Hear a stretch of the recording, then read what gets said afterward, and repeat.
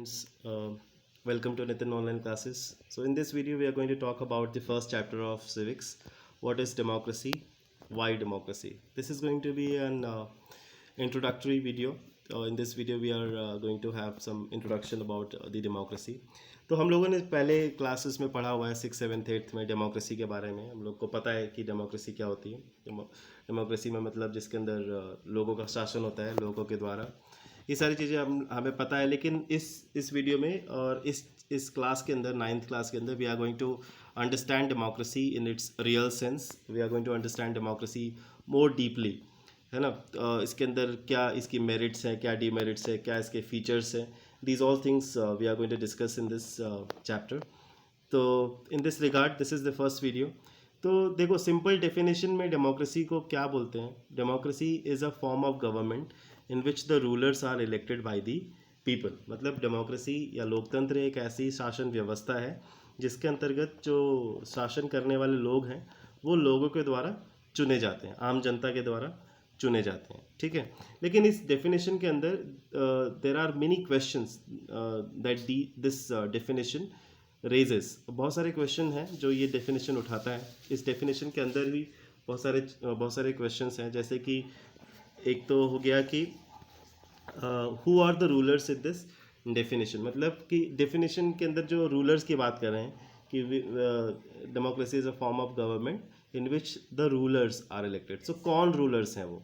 Who are the rulers in this definition? Which officials must be elected for any government to be called a democracy. मतलब कौन से ऐसे लोग हैं जो कि जिनका इलेक्शन होना चाहिए या जिनको चुना जाना चाहिए इस डेमोक्रेसी में, या फिर कौन से ऐसे डिसीजंस हैं जो कि नॉन इलेक्टेड लोगों के द्वारा भी लिए जा सकते हैं, या कौन से ऐसे डिसीजंस हैं जो केवल इलेक्टेड मेंबर्स के द्वारा लिए जाएंगे। सो बहुत सारे ऐसे क्वेश्चंस इस डेफिनेशन के अंदर आते हैं कि रूलर्स कौन होंगे, उनके द्वारा कौन से डिसीजंस लिए जाएंगे, और नॉन इलेक्टेड लीडर्स के द्वारा या नॉन इलेक्टेड लोगों के द्वारा कैसे डिसीजंस लिए जा सकते हैं, ठीक है। पहला क्वेश्चन तो ये हो गया।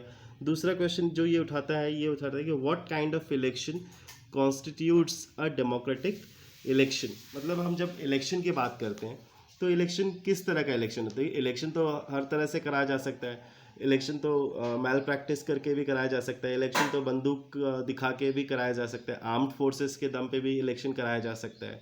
बट क्या वो इलेक्शन डेमोक्रेटिक होगा? नहीं होगा। डेमोक्रेटिक इलेक्शन केवल वही होता है जिसके अंदर in which a person is free to take his decision without any pressure from the government और from any other body of the government. मतलब कोई चुनाव, लोकतांत्रिक चुनाव कब होगी? जब उसके अंदर लोग फ्री होंगे अपना डिसीजन लेने के लिए। ऐसा नहीं कि उनके डिसीजन में किसी तरह का कोई प्रेशर नहीं होगा उनके ऊपर कि वो एक पर्टिकुलर डिसीजन लेने के लिए मजबूर हो, राइट। सो इसलिए ये क्वेश्चन भी इसके अंदर उठता है कि इलेक्शन किस तरह से हो रहे हैं, वो डेमोक्रेटिक तरीके से हो रहे हैं या नहीं हो रहे हैं। ये इलेक्शन के फ्री एंड फेयर तरीके से हो रहे हैं या नहीं हो रहे हैं।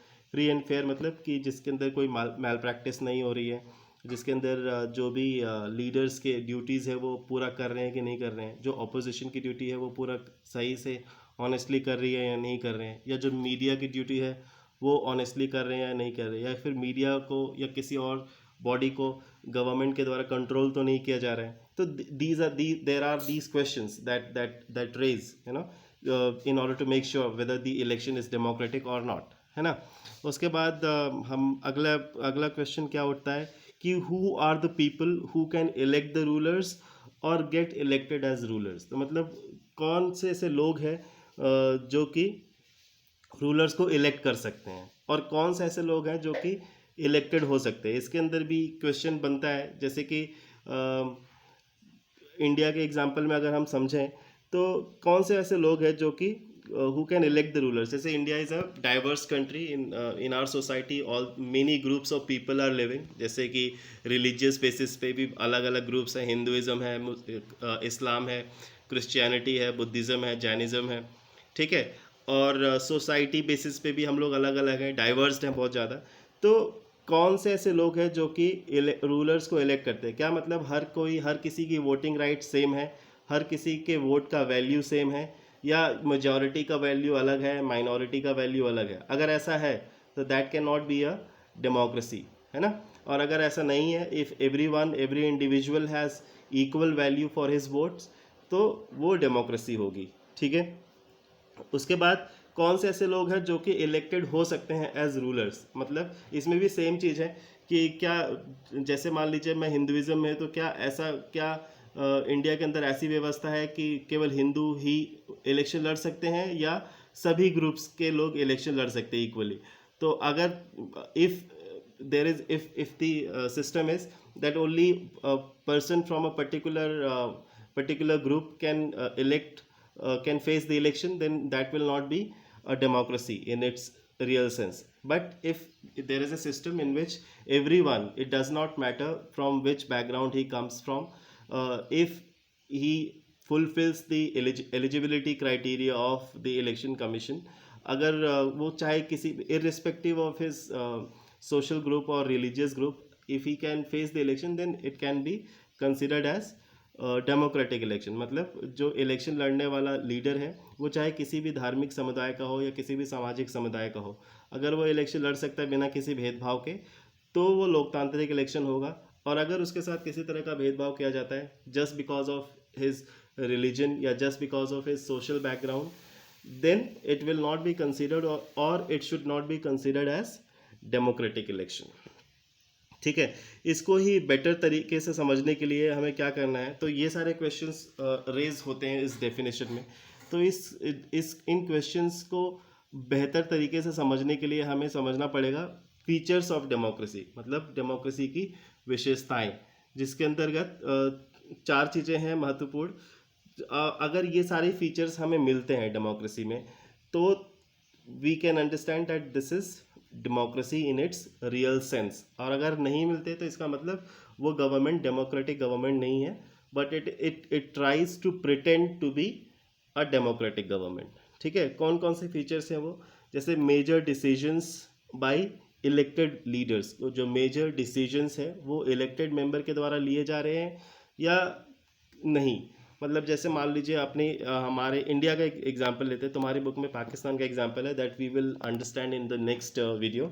तो इस major decisions by elected leaders को इंडिया के पर्सपेक्टिव में अगर हम इसको समझने की कोशिश करें, तो मान लीजिए आपके यहाँ पे इलेक्शन होता है, आपने एक नेता को चुन लिया as a prime minister, right, you have elected the prime minister.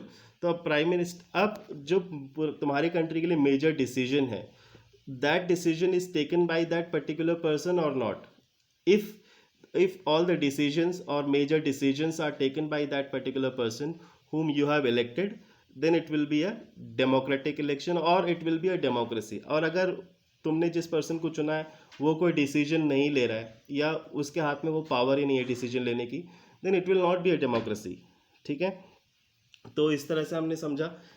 उसके बाद हम नेक्स्ट पॉइंट पे आते हैं कि free and fair electoral competition हो रहा है कि नहीं हो रहा है। मतलब इसके अंदर कि इलेक्शन जो पूरा प्रोसीजर है वो फ्री एंड फेयर तरीके से हो रहा है, कंडक्ट हो रहा है या नहीं हो रहा है।